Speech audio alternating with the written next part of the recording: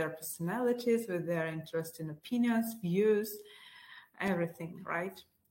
Okay, I welcome everyone.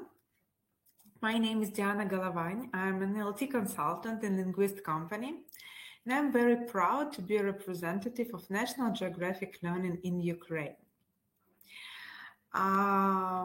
Thank you very much for finding time in this difficult time of the school year and joining us today. I hope that you will get some ideas. You are free to ask me questions. I hope that we will have some time at the end of the webinar, but also you are free to write them right in the chat box. National Geographic Learning, several words while we are gathering all together. National Geographic Learning Publishing House. This is the great publishing house with a long history, a part of the big Cengage company that has about 150 years of its history. National Geographic Learning is its part, which presents the books for English as a foreign language. The main idea of these books, of all the books from this publishing house and from each textbook, is to bring the world into the classroom and the classroom to life. That is what you can find throughout all the pages. Either it's a book for pre-primary, primary students, teens, or adult learners. They really see how the world, what is going on in the world right now, and they feel that English is not just something foreign from the pages of the book. They just see these connections. Their goal, and our goal actually, as National Geographic Learning, is to help learners experience the world through our different videos, photos, tasks. They develop this attitude to the world, to other people, and they believe that you can't understand the world if you don't experience it. That's why the pages of each book from National Geographic Learning really bring fascinating facts, inspiring stories, interesting discoveries. And that is what can motivate our students, not only the right level, the great photos, but also the material itself. It's really interesting, and all students, whatever interest they have, they can find something that will be their interest. They believe they teach the real world, the whole world. You can see those spectacular photos. They are National Geographic photos, so they are taken from real professionals. And they really believe that these photos, they show real emotions, real people, real places. That's what makes the studying memorable. Just have a look at those funny pictures. Probably funny. I don't know how these people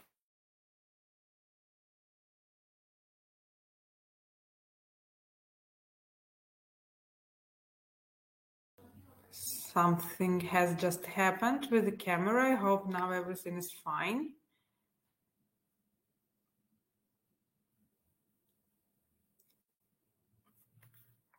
And world-class explorers.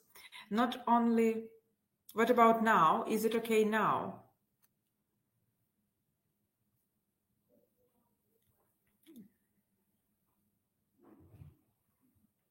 Can you... Yeah, plus, thank you very much. So not only professional is in English language teaching, but also real professionals from National Geographic were invited to participate, to share their experience, to tell students what they do in their jobs, how they make our world a better place. So students really have great role models in their textbooks. Real stories. Look at this cute photo. And they believe, and it is, they teach English and the world. So not only language knowledge, but also knowledge about the world, how to become successful citizen, how to become the leader. That is what our students get together with the books. And today we are going to talk about assessment, as I promised in the title of the webinar, Assessment of the Young Learners. This one is quite a tricky question. Sometimes it can be difficult to really assess them, and also we have different requirements. And so assessment has like lots of perspectives to look at. And let's start from the story of the teacher. So let's imagine we have the newbie teacher that has experience only of 6 months. So she's just from the university, probably, and she works with primary learners, first and third graders.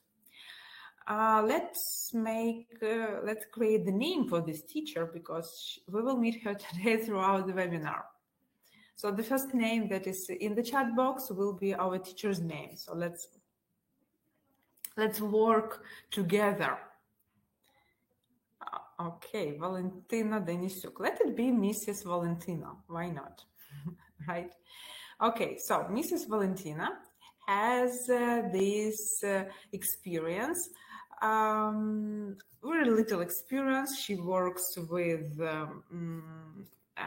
first graders, third graders, and actually she is a kind of active teacher, and she teaches students to sing songs. They played along, they role played famous fairy tales. So you can imagine how these children liked the teacher, right?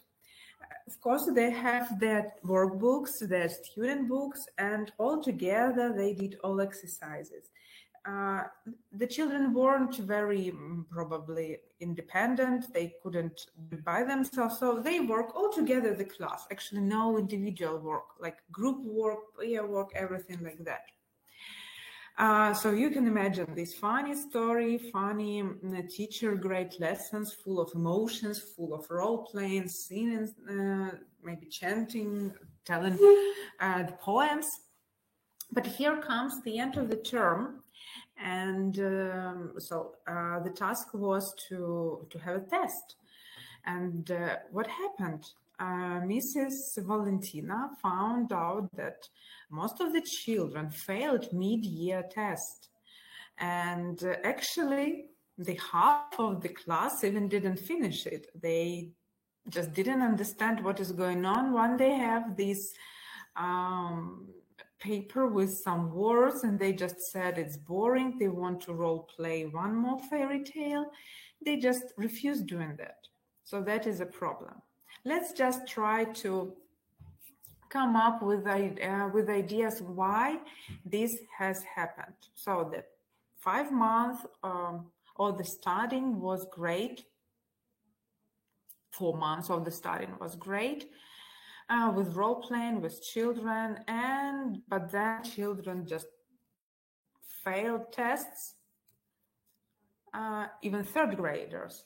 I can imagine it can happen with the first graders, maybe the first one for them, but so it isn't funny. Yeah, that's writing tests really not funny most of all times. That's right. Some other ideas. What could happen? Why? What was the mistake? Let's analyze her work. What was the mistake of our Mrs. Valentina? I'm really expecting some ideas from you. Let's activate our teacher knowledge. Let's try to play this game.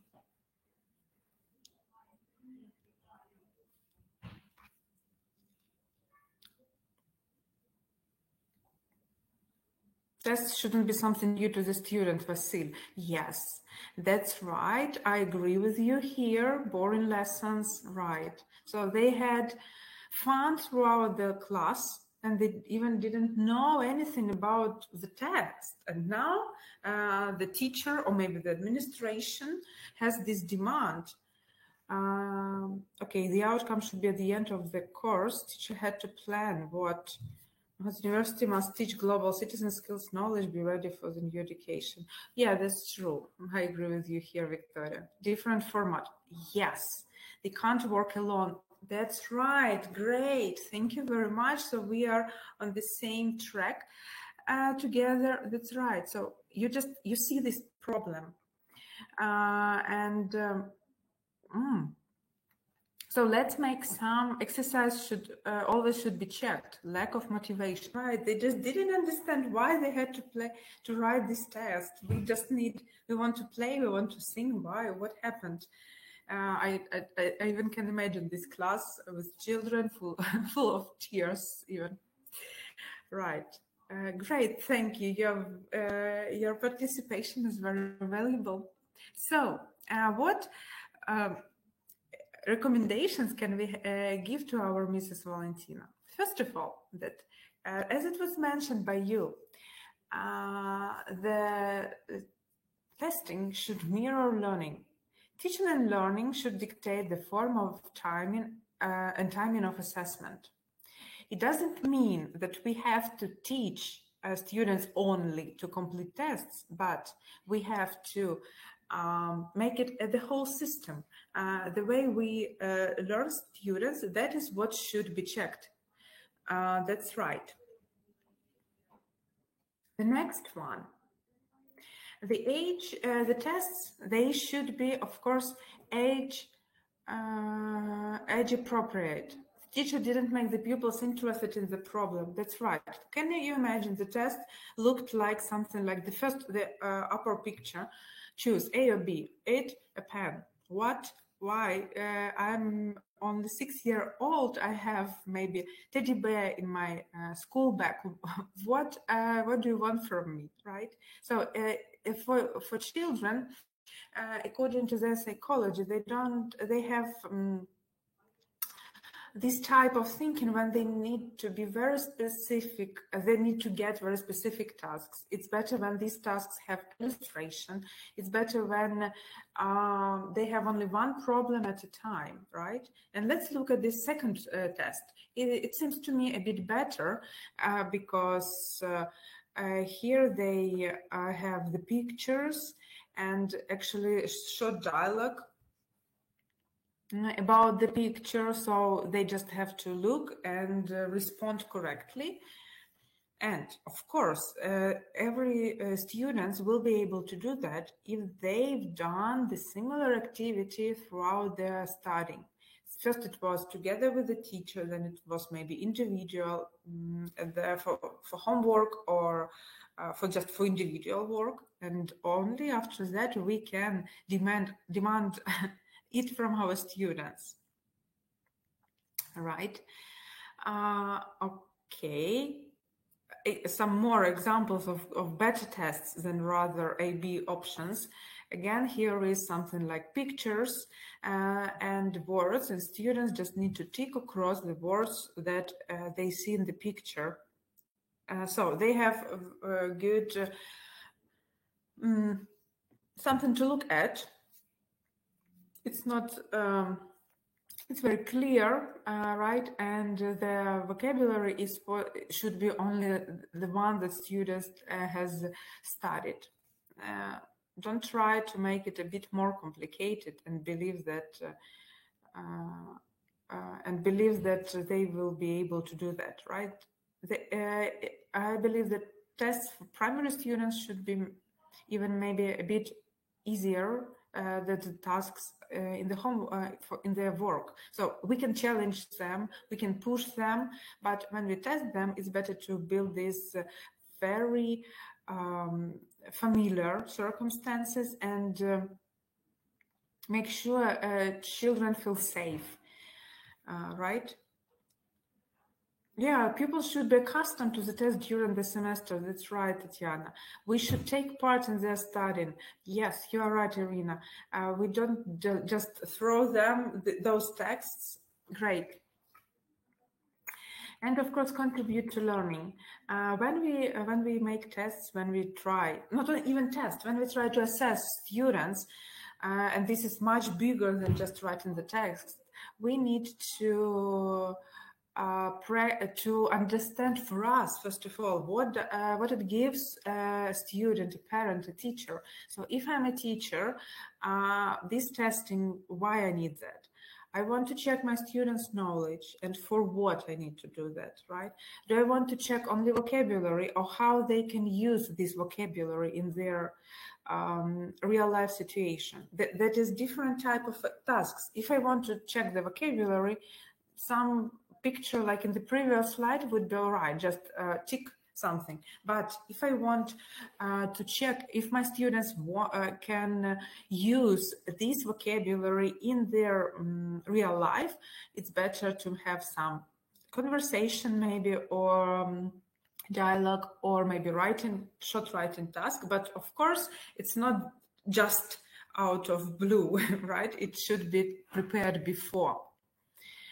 And tests should take place over the time. That's what you've said to me. It's not just final test at the end of the term or at the end of the year. No, these are like the system of tests. I remember when I started to study my first graders, it wasn't, they weren't my first graders, just one of the group after I got lots of experience. That was much easier. And what we did, first several tests we wrote all together. Of course, I mentioned to them that it's a test, and we are going to see how well you move. So look, we started 9 words, for example, right? Let's check how many words you know. Let's check what you can do. Remember, I asked you to do these activities.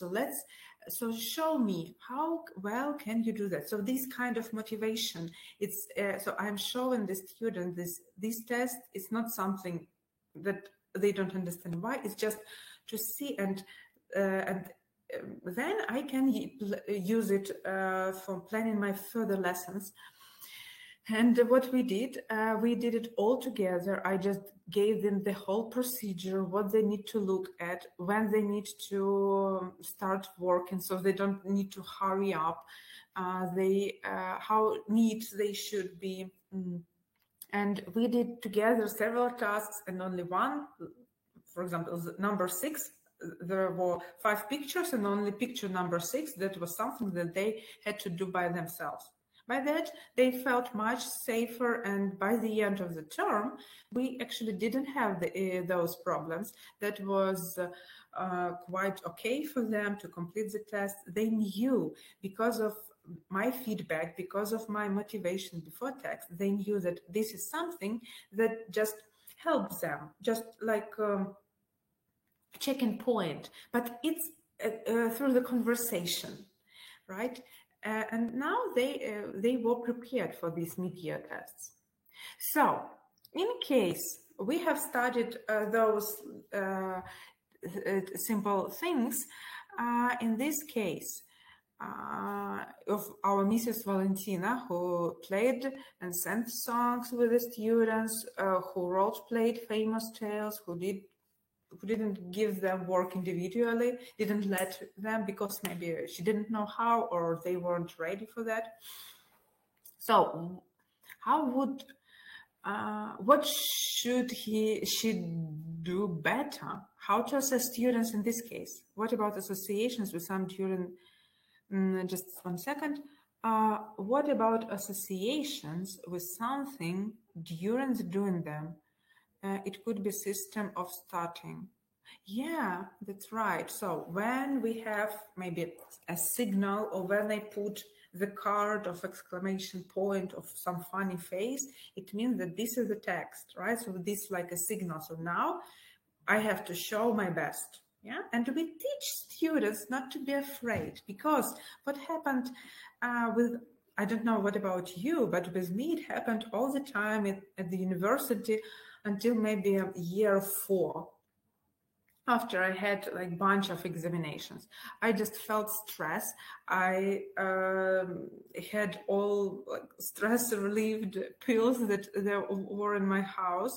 For me, it was like the end of the world. What if something? And even if I knew anything, I was so much afraid that I had problems with telling it out. It was like the blame memory, right? But when we are prepared for the tests, when we don't have this, when we have something like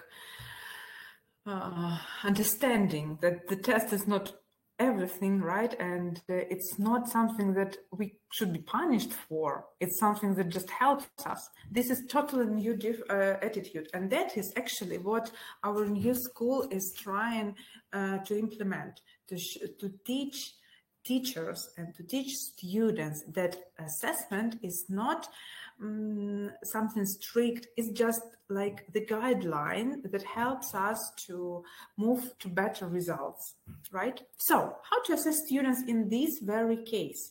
In case of Mrs. Valentina, she had to write down those feedbacks, recommendations to the school authorities, right? Or maybe to parents. So how should she do that? Self-assessment, now I can and demonstrate. Yeah, that's right. And we are going to speak about this as well. Let's just finish this case of Mrs. Valentina and help her for future to assess students correctly. She couldn't go back in time and change the way of studying, right? That's what she did. Yes, self-assessment, it's great. So she can ask students to do that before maybe test or before anything else. So I can sing songs. I can role play as Red Riding Hood or Gingerbread Man. Doesn't matter, right? That's a great idea. Thank you, Svetlana. Necessary to start something to start. Hello, everyone who joined. We're trying to working out the case, right? So we are trying to help the newcomer teacher how to assess students in case they didn't know how to do tests. So my ideas, peer assessment, yes, that's right. And also I have prepared something for you in this case. So actually, her type of assessment should mirror what they did during this term. So that should be, if it was mostly oral studying, it should be oral assessment. Should be performing a story or maybe role play situations. Maybe they just had to choose one of the best songs or the role play and perform it, right? If it is test, it's better to do it in collaboration. So I invite students to participate, and for Mrs. Valentina is to assess each student while he has these 2-3 answers, just to see if they are ready for that, if they can respond, right? I hope it sounds clear. Okay, but what about oral assessment? Assessment of each student's role. Yes, that's right. And actually, it should have been not only at the end of the term, but it's better to start doing right in September. How to assess, why tests are more popular than oral tasks? Because it's much easier for oral for tests to be assessed, right? We just have this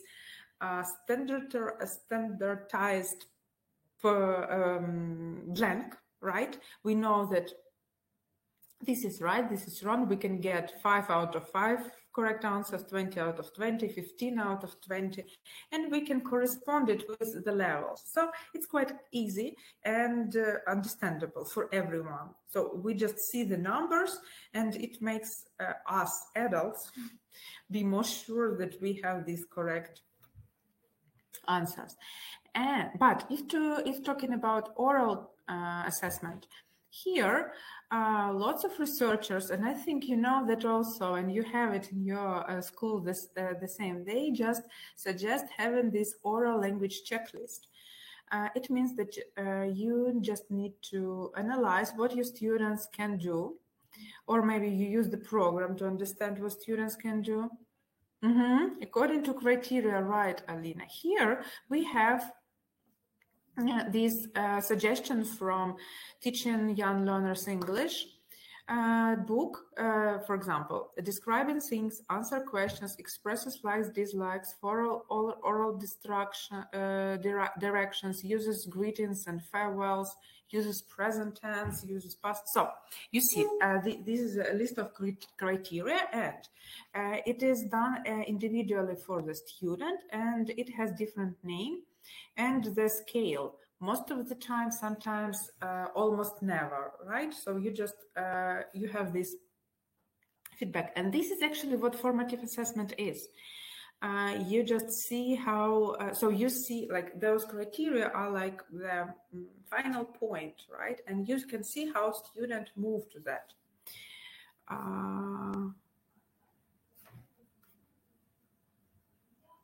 Okay, let's imagine, let's try to figure out the criteria. I want you to be very attentive. I'm going to show you the book so you can understand what the unit is about, and then we will try to figure out what criteria should teacher or our Mrs. Valentina take into account when assessing young learners speaking. So you can see that the unit, it is called people. So children here, they study different, how to call different people: boy, girl, man, woman, teacher, student, classmate, friend. As for grammar, the purple one is just the question. They actually are not supposed to study this question at this point. They can do it. It's like challenging task, but the main thing is to use pronouns his, he, she, and to be. He is, she is. He's a boy, he's a student, he's my classmate, he's my friend too. The same is about the girl. This is Kim. She's a girl. She's a student. She's my classmate. She's my friend too. Right? So he is, she is, to describe people, and of course they have to call different people. She's a woman, he's a man, and so on and so forth. Here, organize mini speaking clubs. Great. Next lesson, they practice in reading skills, but you can see that here they also practice the same language. See, she's a student. Point to the girl. Look at the dinosaur. The girl is getting on a school trip. So again, there is the same language. The next one is questions and answers. Is she a woman? Yes, she is. Is she your classmate? No, she isn't. Is she a friend? Yes, she is. Is he your friend? Yes, he is. Right? And they even have this speaking task when they ask and answer about different photos. So this is what students are studying from lesson to lesson. They are practicing it. Then they have this song.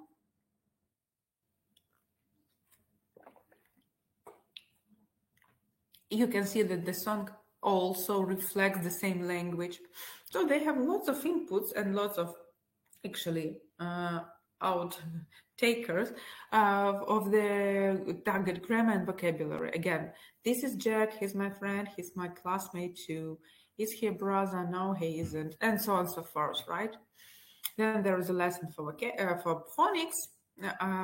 It also, we can check it, but it doesn't really help our speaking topic, I guess. And the video when they listen to different students, children answering about famous photos, like, for example, number one, what you can use the language saying she's a woman, she's pretty, something like that. Or he's a man, he's not my friend, something like that, right? And then they just have this conversation, asking, answering about their own pictures or photos. So that was the unit. Actually, people and pronouns, he, she. This is for the first grade, right? So when they are just starting to they're just starting to answer. So at the end of the unit, what assessment criteria would we add to this table, to this chart?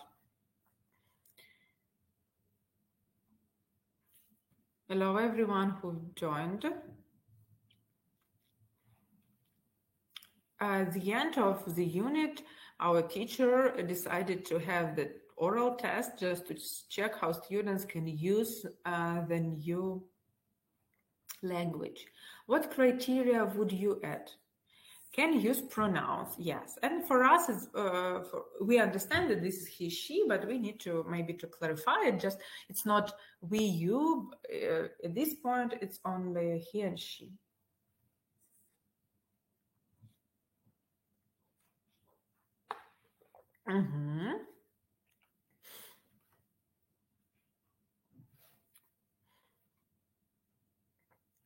Some other criteria. Just if to recall what tasks were there, what vocabulary people can use being present simple, right? But here we need to be more specific. I think maybe we can write it, but we have to bear it in mind that for B we have studied only his and she, so we don't ask about two people, right? Because they are, it's not what was the focus. Act out the dialogue, and also here it's better to add, right? So act out the dialogue about people in the photo, yeah, about one person in the photo. Yes, super. Walk in pairs, because that was, so we can give them the task to talk in pairs, right? And then we observe it. And of course, I will talk about it a bit later. Questions about friends, yes. Is he a friend? Is he a classmate? Right, because that was they studied. Super. And for me, for criteria, for us, it's better to be as specific as it is possible, and just to show real outcomes, just to sound more natural maybe. So can name people in the picture, friend, classmate, teacher. Use correct pronouns, he, she, right? It's also important. Makes full sentences about people in the picture. So I would like to, because there were lots of exercises when we made sentences, and I want to see how well my students can do that. If either they say just teacher, or they actually say he's a teacher, or they say he teacher, right? So, and I also have this. Is able to ask about people in the picture, and I even put some example, right? So what I'm expecting from my students. If we collect things like that, when parents or maybe administration asks us about students' performance, about our job, this is what we can show them. So here is what I asked them to do and what they had to do, and actually how they performed, right? So this is also how we can keep track of this progress. And actually, all these criteria can be found throughout the book. And here, what I'm trying to show by using these arrows is that I prepared this, like this checklist at the beginning. So I look throughout the unit and I prepare this checklist, what I want my students to be able to do, according, of course, to their age, to the program, not just because I want this, right? And then I can, from time to time, I can check how they do it, not only at the final activity, but before it. For example, for lesson 2, I can concentrate on, if I have 8 students, I can concentrate on every of them. But if I have about 20 students in the classroom, it's impossible. So I just concentrate on maybe half or third part of the classroom, and I check how they're moving towards this progress. And I keep track of these letters or any sign that I use. And as far as I know, in Ukrainian education now we can use this letters like lower level, enough, yeah, proficient, some letters. In order to remember the tenses, especially short answers, I draw something like a snail, then divide into some parts. Every part has a name of tense and appropriate short answer. Great, interesting idea. All these visuals were great with children. Again, in the next lesson, I will be focusing on other students and I will see how they progress. If I saw that in the previous lesson, I don't know, Lily had some problems, I will be focusing myself at her more often just to see if she progresses well. Or maybe she needs some more support. The same is here after the song. I would like maybe to do something like this. And if actually when we have not big class, it's difficult to monitor them at the one lesson. So I can use this chart and give the same task, but to different pictures at different lessons, and then I will mark this progress.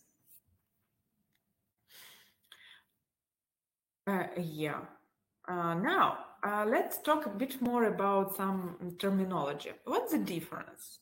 So this was about assessment, oral speaking. This is how we could help our Mrs. Valentina with those role plays, singing and so on and so on.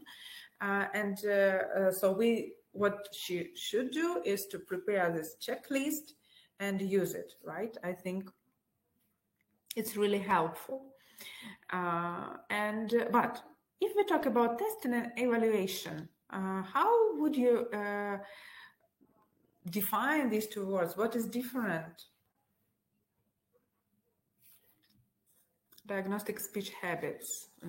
Testing is checking, evaluation.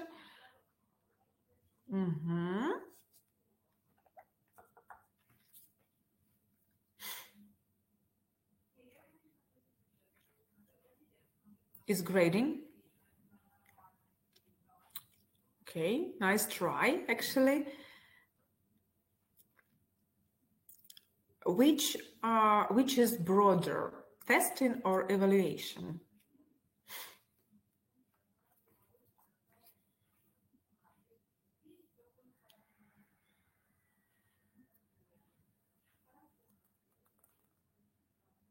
Thank you very much for being active participants today. I've seen lots of you. Yes, true. Evaluation is bigger, right? It's a wider term. Evaluation. Good. So if we talk about testing, it's just we just can check how students maybe are moving, right? Or how well they know this or that topic. It can be diagnostic test before we start the unit or the school year. It can be progress test, unit test. It can be maybe end of the year test, but they don't show everything actually. And together with testing, we can observe children work throughout the year, and more or less, but we all do that. We always know that we have stronger students, weaker students, we have students who need additional support, we have students who we can rely on, maybe or the students who work better in pairs, better in group, and so on. And evaluation includes testing, so it's just one part of it, and not everything. We don't rely only on testing, because students have different abilities and different interests, and they can perform much better maybe in oral or writing tasks, and they can show what they can do. And also together with it, it's one very important thing is just testing, just show us what the things are right now. But evaluation, part of evaluation is for us to analyze, first of all, why student has this result. This is actually why we need this feedback now that we write to students. So for us is to understand why it has happened and what are the further steps for us as teachers and for students as well. We also can give them this feedback. So, okay, here was the test. look, you've done a great job with vocabulary, but here in grammar part, there are some things. And you give some recommendations. So maybe you can give them extra task to practice. You can give them, maybe you can ask the student to participate in the lesson when you work out these rules one more time, right? Or maybe you can give some tasks for parents, why not? If, of course, they are ready to cooperate. But actually, this is what it's about. It's like 3 parts in the school system. Yeah, evaluation is like a feedback. I would say that feedback is a part of evaluation. So evaluation includes testing, includes analyzing, includes feedback, includes our observation. It's not just maybe not just the test results, but also what we know about the student, that I know that he can be good at testing if he has more time, maybe. So it's our feedback. So she needs more time to complete the task, or she needs to sit alone somewhere in the quiet room. Again, this is how the child teaches, studies, and when we know that and when we talk about that, then we can work with it. When we just maybe not notice that, actually don't pay attention to that, that is then it's much more difficult to solve this problem. Good. Some more things: formal assessment, informal assessment. What's the difference here?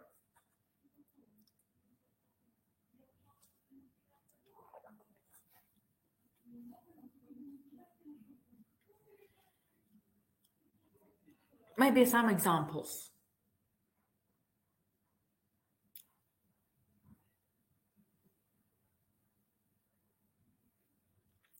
I'm just wait for some seconds, and I think I will proceed. Oral and writing form. Yeah.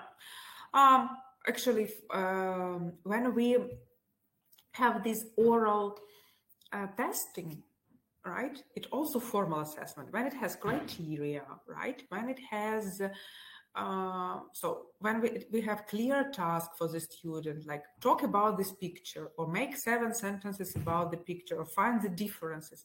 This will be formal assessment because we have criteria, we assess students, right? And actually this, again, this is our instrument. This is what we write down in our journals, and so on and so forth, right? Informal assessment is what we do like between testing. When we start our topic, we can just have a quick overview what students know, right? We can even assess if they are interested in this topic or not. We can assess if they are ready to read the text, or maybe they need more things. So this is teacher's observation. Thank you, Alina. Correcting students while they work during the lesson. Yeah, this is actually our everyday job. So when I talked about that before, that assessment is what we formal grades and formal praise. Yeah, could be, but also I think today we also, especially in primary school, we don't have grades actually, right? So we use some verbal evaluation of the students' work, like great job, can be better. So we need to also to do that. And informal is when we just observe what happens, and we can maybe give extra challenging for students, or we can give them more support, and we can ask this student to work with the one who knows it better, so they can help each other. Like one will be practicing explaining things, another will be studying from the stronger one, right? So we do it all the time, and this assessment is always a part. When our Mrs. Valentina did role plays with her students, actually what she might have done is assessing them informal. Maybe she just didn't realize that, but I think she would have known that okay, I should give the main part to that student because she has better things, and this one is more shy and maybe has not so much knowledge. That's why he can try to say at least several words, right? But it will be enough for him. This is what informal assessment about. Formative and summative assessment. They are very like close terms with the previous ones, maybe.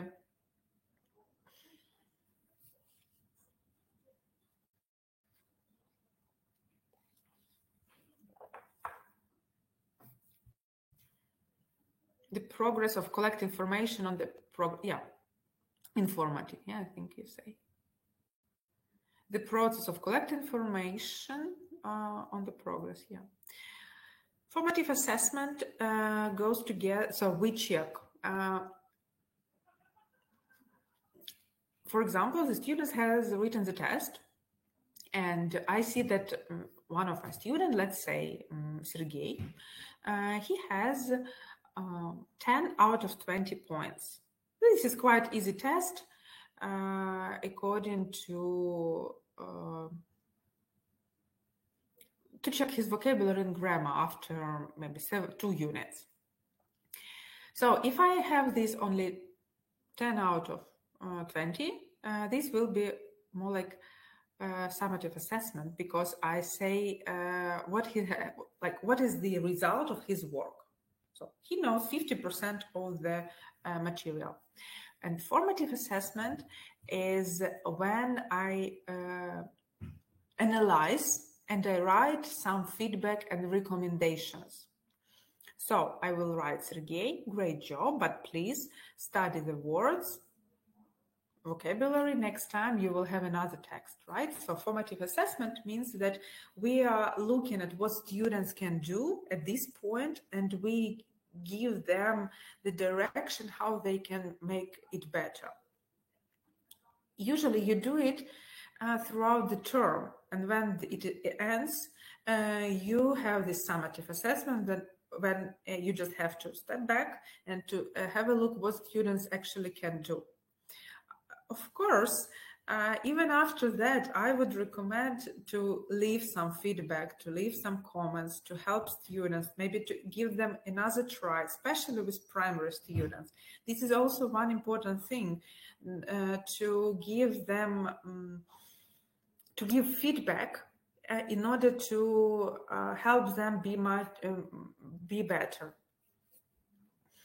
Formative assessment or informal usually during the learning process. Summative assessment takes place after some topic at the end of the term. Yeah, that's right. But here I would recommend also, even if it is a formal test, everything, it's much better to give this chance to students. And actually they will perform better. They will know that they have this support from the teacher, and they will use your advice. It's not just like teacher asked me what I can do if I want to be better, so next time I can do it. No, you just give them recommendations and give them second chance, right?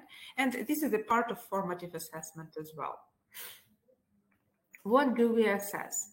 If to look at this test, here you can see that it's a checking of, as far as I can see, vocabulary, grammar, some reading skills, and exercise 4, read and circle, right? So they have to be able to understand the text and the sentences, and listening things like she's, by the way, the test after that unit that we had observed all together, right? So this is the one part of assessment. If we talk about formative assessment, if we talk about actually not only testing, but evaluation in general, we also give students oral tasks. So here, for example, the book suggests us additional comic strips that they have to prepare the dialogue for. And we can see how well students understand the language, how they can use it in different situations. It is not testing, right? It's more open activity. Also the dialogues, maybe the last exercise in the book, in this unit, could be draw and say, and we can use it in order to check how well they can do. So we combine everything. This is actually evaluation. Testing from one side, speaking activity from other side, ability to use the language, one more thing. We collect everything together and we see maybe the person is bad at tests and we need to focus on it, but the same child can prepare the best dialogue, and he didn't only use the phrases that were given, but he wrote his own tests. We should take it into account as well. We should give children the chance to shine and to show what they know. After that, the teacher, and I believe we do that, has to ask the questions. What to do next? Are changes necessary? And it's not only for children's work, but to my work as well. Maybe they failed the test because I didn't pay so much attention. Maybe I wanted to play with them and I forgot to study the rules. Or maybe I focused on the rules much more, and then it was a problem for them to perform speaking tasks, just because lack of the time. It's much easier to keep them calm when we have some writing exercises. But now, according to my observation, according to this like full assessment, I see that here we have the gap with speaking. So this evaluation is not only a student's evaluation, but teachers' work as well. With this group, it's not like for everyone, but in this very group, I need to do that right after the tests. What about learners' confidence? You were mentioning this, that it's about self-check, peer check, right? And it's everything all together helps to build learners' confidence. So when we talk about assessment of learning progress, it's not just about testing, it's about helping learners become different. Become confident in their work and their studying, not to be afraid of everything. And there are some things that we can do in order to help students throughout the unit, not at the end of the term, but throughout our study. So first of all, personalized tasks. Collaborate. When they work together, they feel safer. They don't need to speak out. They just talk in small groups. Help my friend. If I can help, it brings some values to me. Reflect. We teach them to reflect. We give them second chance. I've been just talking about that. And we give them extra challenge throughout the units, just to push them a bit and to show them, look, yesterday you could just read the words, but today you can even read the text with these words and with some new words. So it's just extra challenge. How to implement this? This is a typical task of any student's test, to make out words out of the letters. What do they test here? Is it writing skill? I would say this is just a vocabulary, spelling, right? And knowing how to write ABC. Typical problems, and it's much better. Yes, spelling. Thank you, Oksana. And typical problems, and I think if you work with young learners, you know that they often confuse the letters, especially B and D. They miss silent letters, so they know that picture voice game, they will write and they will omit this last E, or put it in some interesting place. It happens really. And when we know that, after we analyze the task, or maybe to help them perform the task in the text, we can help students and help them preparing. The task can be like draw 3 toys. Here we personalize, not use toys from the book, but draw your 3 toys. Label them, swap and check. Here they just will check each other, right? And they will be more attentive, because it's like a game for children to be a teacher. They will always want to find mistakes, and they are very attentive. Now we ask them to jumble letters and count letters. So when I jumble letters, I need to check myself. How can I do that? I can look at my word ball. I see that 1, 2, 3, there are 4 words.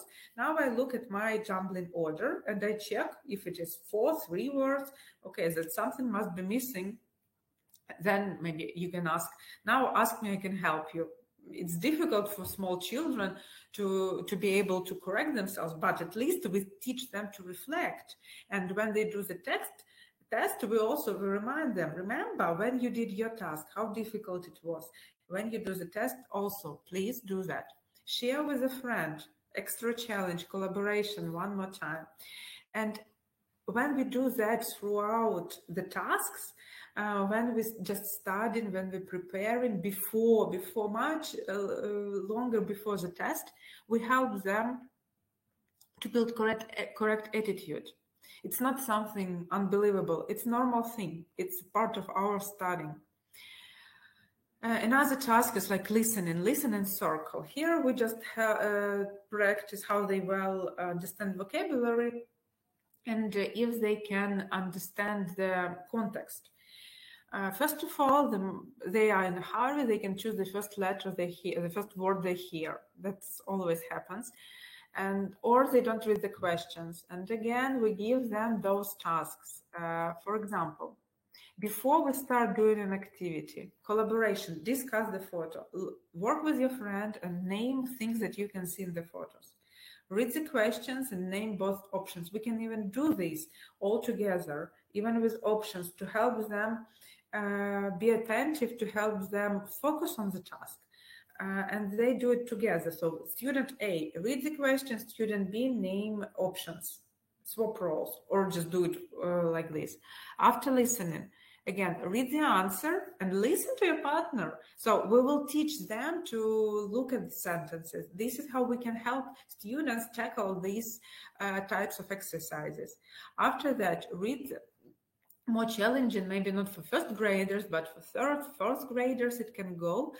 Read the script and find the answer, right? So this is really challenging task, and they need to find it, to circle it, to color it any appropriate way to your student. This is how we prepare them to it. If the examples were taken from the Look textbook, and this textbook have this formative assessment in their program, and at the end of the teacher's book there is the special chart. I put here just the part of it, which shows how to check students' performance. For example, during units from 2 to 6, lessons 2 and 4, these are grammar lessons, children can respond to personal questions on topics such as age, family, home. This is the criteria. And then there is advice how to do that. Choose 10 questions from the units, jumbled order, right? So when you started, for example, unit 2, 3, you can start doing this. Students all stand up, ask individual students a question. If correct, they sit down until the whole class is sitting. Know that you can repeat questions to help students if necessary. So this is the procedure how we can check if students are really acquired that skill, right? If they have problems, there is some solution to it, to play speed game. Repeat assessment activity 1, this one with standing and sitting, but you say at speed, getting faster and faster, right? So we build this confidence, we challenge students. And after unit 9, repeat assessment activity 1. So they even have this procedure, what you can do in order to help students, and then you can copy and print out the form, like here, speaking, date, and mark, ABC. And they have this key, like A, always B, sometimes C, never, or vice versa. And this is what we can do with our assessment with the Ukrainian program as well. So I found this document about assessing speaking, about all skills in our new Ukrainian school program for 3rd and 4th grade, and there are actually descriptors, right? So about talking, saying producing own sentences, and we have different levels. Like so he can just react, he needs help, he can respond, or even he can ask the questions, right? And if you have this criteria in front of you, you can check any speaking exercises by this. You just so here is some code that represents this skill. If you are fluent in it, you can use the codes rather than copying everything. And you just put these letters, початковий, достатній, середній, високий, levels of accepting, knowing the material. And this is how you use our Ukrainian program in order to check this. And you can do it with all skills. And you give some feedback. And it's important in the new Ukrainian school informative assessment that we don't just assess, we actually give feedback. And if for higher level, we are expecting our students to be able to ask questions. And this is what we need to practice. Lots of books, all books actually have questions and they require students to answer, but hardly ever you can find the exercise which motivates students to be first to ask you questions. That's why you can use these different games and tricks. You can use the template like you see on the screen right now, like interview with 3 questions. They prepare questions in advance, then they interview each other. Or maybe you can show them the photo and ask students, ask me questions. You can first, you write some phrases, how to start the question maybe, then you erase it and they do it on their own. And you, again, you assess how they do that, right? Start self-assessment. With primary students, it's important to develop this skill. You start with emotions. For young children, it's much easier to assess if they're happy or sad, rather if they feel confident or not, right? You just, how do you feel? You can have these faces, different cards, everything, thumbs maybe, right? So are you happy? Are you sad? After that, and you can do it throughout the lesson, not only at the end, but maybe in the beginning, in the middle, at the end of the lesson. You even don't notice everything. You just ask students, so, okay, how do you feel? What is your emotion now? Happy, sad. They put up the card you see, right? It's the middle of the class. Again, you ask and you see how they feel. And as a teacher, you will make some assumptions and you will understand that, okay, at the middle of the class, they need some refreshment because most of them were happy and now they are sad, or vice versa. Or maybe I need to start the class in some fun way for them to be happy, not only by the middle of the class. After they know this, system that you will ask them to show off, to show their emotions, then you can add like, don't like, read the text, like it or don't like it, write the heart or maybe sad face, or thumb up, thumb down. Again, so after that we can use this. So first we get them used to self-assessing mood, after that preferences, and after that it can be something like assessing yourself by criteria. You don't actually do it with the first graders, but I think in grades 3 and 4 they are quite adult to do that. But of course you use very simple language. And here it's better to be specific. I know I can name 5 words. I can understand 3 sentences. I need to read twice. I can understand the text. So, and they just maybe choose the correct thing to assess themselves after, and only after they assess themselves, they do it in pairs, and after the teacher does it. So first, of course, you refer to students. Maybe they can be like lawyers to themselves and make their grade or their level higher than you thought it was. I'm going to finish very soon. Also, this Look Serious, they have great thing, a student feedback survey. It also help to develop this self-assessment thing, but here they assess teacher. So this is quite fair. Teacher assesses me, a teacher gives me some feedback. Why can't I do that? And they have these gradual things like in the first grade, they just say, have very simple questions. The teacher helps me.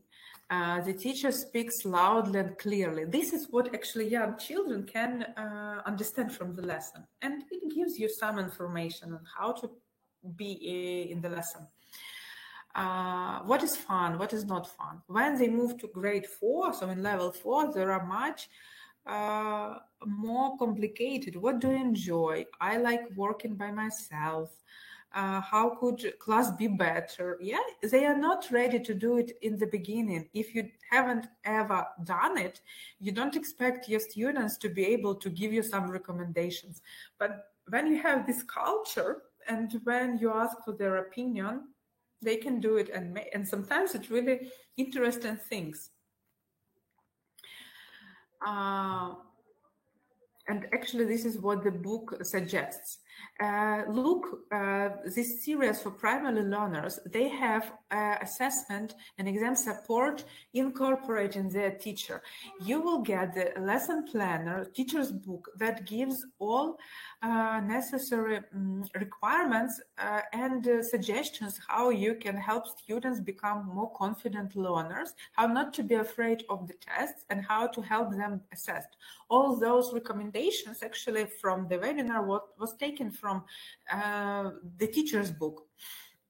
You can see that they have task type like Cambridge English qualifications, so students prepare together with the world-recognized system of evaluation, and tasks in the student book and workbook contain this type of exam tasks. That's why they can assess students not only like knowing vocabulary and grammar, but actually using skills. There are some explanations how they can, what challenges can there be, what how to help students. Additional assessment, parent-teacher support. So how can we include teachers? Guidance of evaluating. I have shown you these small charts with can and how to check this thing and how to practice making the skills better. Formative assessment and remedial activities. So how, what feedback we give to students and how we as teachers need to react, what actions we need to do in order to help students perform better. Exam practice tasks. In the end of the workbook, actually there is the whole starters and movers test. This is this formative assessment framework and the student's progress log, which you get together with your teacher's book. You just copy it and use it. It's very useful, and I'd recommend to use it in order to help build this confidence. And examples of the tests. This is close up. If you're interested in assessment more, there are some books in Linguist Company about assessment. The green one is a great book with clear, bright examples and teachers' voices. They discuss their difficulties. There are some methodology behind it, and it explains how we can overcome. So if you need more information about assessment, maybe as a methodologist or just for your future career, I'd recommend this book. Assessing language ability in the classroom gives you the total understanding of differences between types of assessment, not only testing, but oral assessment, project work, all things. So please visit the site, and you can find these books, and they can be ordered even today. Takeaway. Let's talk about our Mrs. Valentina and her takeaways. So test what was taught. It's very important. Develop independence. Give students 1, 2, 3 sentences, but they have to do it by themselves. And then you evaluate it and prepare next steps. Teach to complete the tasks. teach how to complete the tasks. I think know what to test. So when you prepare material for testing, understand that either you want just to check vocabulary, or maybe you want to check how they can use this vocabulary. Use criteria, and don't forget about feedback. It's a must. They need to know why you think so. They need to have